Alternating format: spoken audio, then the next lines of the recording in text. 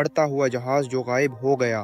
Flight 940 کی حیران کن کہانی 1955 کی ہے۔ وینزویلا کے شہر کراکس سے ایک مسافر بردار طیارہ فلائٹ 940 نیویارک کے لیے روانہ ہوا۔ جہاز پر 57 مسافر اور عملہ سوار تھا۔ سب کچھ عام لگ رہا تھا، موسم صاف تھا اور جہاز وقت پر اڑان بھر چکا تھا، لیکن جیسے ہی جہاز کو فضا میں کچھ گھنٹے گزرے، ریڈار اسکرین سے اچانک غائب ہو گیا۔ نہ کوئی ہنگامی کال، نہ کوئی سگنل، بس جہاز جیسے ہوا میں گھل گیا۔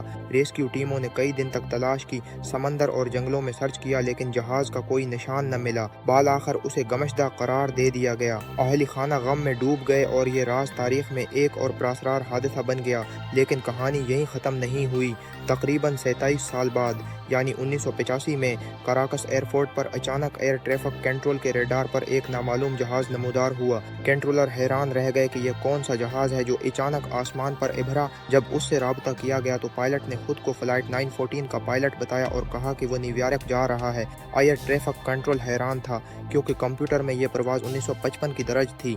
جب جہاز رن وے پر اترا تو لوگ دیکھ کر شدر رہ گئے۔ جہاز پر موجود تمام مسافر اور عملہ ویسے ہی تھے جیسے 1955 میں روانہ ہوئے تھے۔ آن کے کپڑے پرانے زمانے کے تھے، پاسپورٹ اور ٹکٹ بھی پرانے دور کے تھے، اور سب سے عجیب بات، وہ سب یہی سمجھ رہے تھے کہ ابھی صرف چند گھنٹے ہی گزرے ہیں، حالانکہ اصل میں 37 سال بیت چکے تھے۔